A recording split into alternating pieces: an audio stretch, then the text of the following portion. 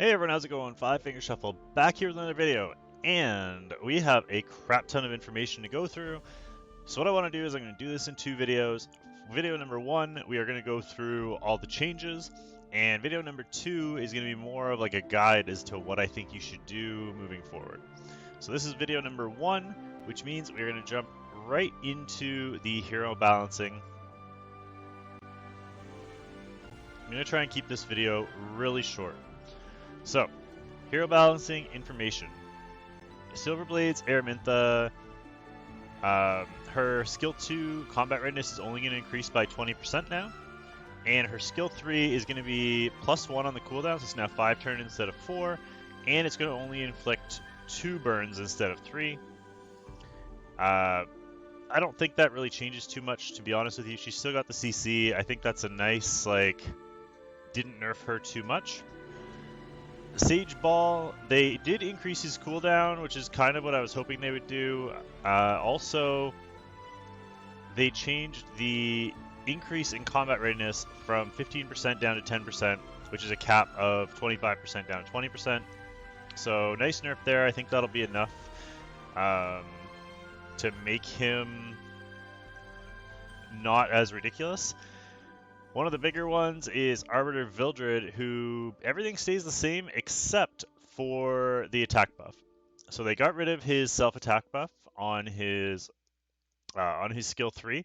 So when you kill him, he doesn't just come back to life with the attack buff. He still comes back with 100% combat readiness, but that lack of attack buff should mean that he can't just one-shot your entire team. So hopefully you'll still have a chance after that. And I think the biggest one out of all of them is Crimson Armin. The Security State, which is her skill 2, decreases damage received by allies by a critical hit, is now 10% instead of 20%. So at max level, it is now 15% instead of 30%. So cutting that damage reduction in half should mean that one-shotting things is now feasible. Through C. Armin instead of her stopping everything. Also, her immunity is now 2-turn immunity instead of 3-turn immunity. Next up, we have the Moonlight Recall. So basically, what's going to happen is with these recalls, they haven't. So you are going to get a chance to recall these units. It's going to be a 2-week window where you're able to recall these if you want to. If you recall them, you will get to select another unit, and you will get any imprints will be replaced as slates. So that's kind of what we were thinking in stream.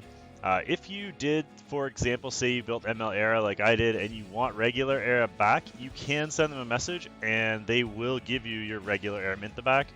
That being said, if you fed, I know we have a guildie who summoned ML Ball 4 times, and if you want them back, you can get them back, but only the original one can be recalled, so you can't recall the same unit multiple times, but you can get the other ones back if you want to. So say, for example, he wanted to keep ML Ball, so he could get one back and exchange the other one, which would be kind of nice. So he basically has to keep both units. He'll just lose the imprint and have to build it again. Oh, also, these buffs in particular are not coming until September 5th, which is a full month away. Kind of sucks, but the reason they're doing it is giving time for feedback. So if people rage about certain buffs or debuffs, then they can change it. Also, Season 3 in the arena has been delayed because they're going to do other things as well. Bassar, Yufine, Lilibet, Lidica, and Assassin Kali are all being changed. Try and keep this part quick. They're going to make a full change to Bassar. Yufine's skill 2 is probably going to get a buff as it was quote-unquote largely ineffective. Lilibet, they said that they're going to change her so she's viable in different situations. Same with Lidica. And then Kali, they said they're going to work on her skill 1. So nothing too crazy. They didn't give us any details about what buffs are going to be done on them. They just kind of gave us a general overview of what we can expect. And hopefully this is going to be viable before Season 3 starts, which, whoops, if we come down here, it says Season 3, in our previous announcement, we had stated that the start of Arena for Season 3 would be on August 12th. However, because of all this stuff, it's being delayed until Monday, September 9th. So that's a month away as well. They are fixing some bugs, which is nice. Battle improvement systems. All this stuff is not huge.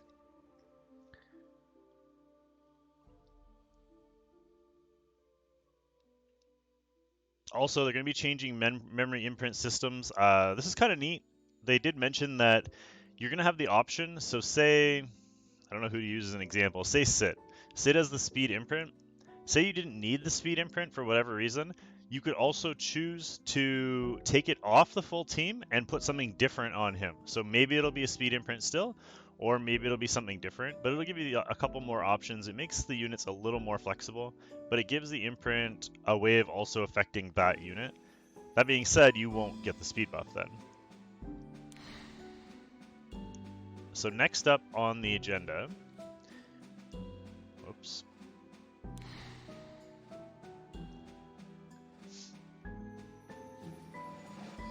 Is the summon system improvements. So this one's kind of big. To start off with, they are going to be, as expected, putting Moonlight Heroes in the regular summon rotation. So 5-star Moonlight Heroes will now be available at 0.15%, which is really low percent, but it should be. And 4 stars will be at 0.5%, which is 1 every 200 summons. And 3 stars will be every 20 summons or so, or every 25 summons. So it's kind of neat, mainly because those percentages are coming out of the 3-star artifacts. So you're going to get less 3-star artifacts, and some of those 3-star artifacts are now going to be Moonlight Heroes, and gives you a chance, without MLs, to be able to, or without Galaxy bookmarks, to be able to summon those 5-star Moonlight Heroes, which is kind of cool. Also, that does mean that they will be keeping the normal gold transmit stones and the Galaxy bookmark system. So those are both staying in place. So you can save those if you want to. You can use them now. It doesn't matter. None of that's going to change, which is good to know. At least we got the clarity on that. We know kind of what we're getting into. Also, there is going to be improvements with the Mystic Summons. The Mystic Summons, there was no pity before. Now there's going to be a 200 summon pity on your Mystic Summons. So if when you go in and you get, like, say 2 per Guild War, after 200 of them, you're going to be able to automatically get the Nat 5 that is featured in that rotation. So for me, for example, if I already had it, say I hit the pity, I would be able to get my Fallen Cecilia, which is who I really want. They're going to be changing the rotations a little bit, but nothing too crazy there. Also, we will be getting a refund. It says that in here somewhere.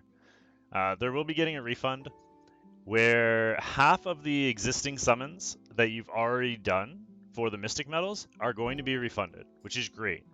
So say you've done 100 summons, you'll be getting 50 of them back, whether you got stuff or not, which is nice because it'll put you partway through the pity already. I honestly have no clue how many Mystic Summons we've earned already. It's hard to tell. The other exciting news is for regular Galaxy bookmarks, we will be getting a 50% refund on those as well. So we will be getting a ton of ML summons when this gets released. This is going to be all Mystic Medals and Galaxy bookmarks used up until August 2nd. So that is 2 days from now. The rates aren't increasing on the ML summons. They're staying the same.